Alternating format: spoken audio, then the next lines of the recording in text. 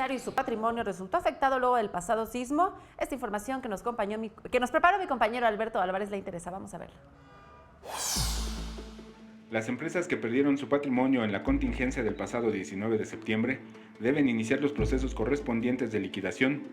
Esto para evitar que la economía del negocio sufra mayores deterioros.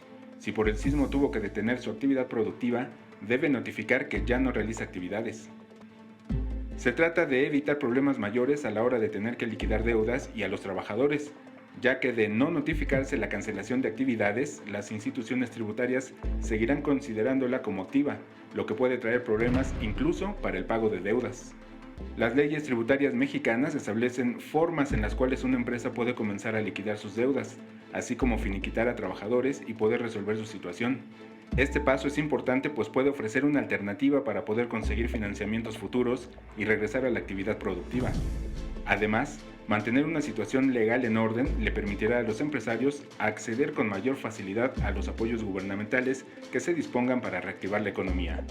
Con imágenes de Joel Arias, Alberto Álvarez Santana, 21 Noticias.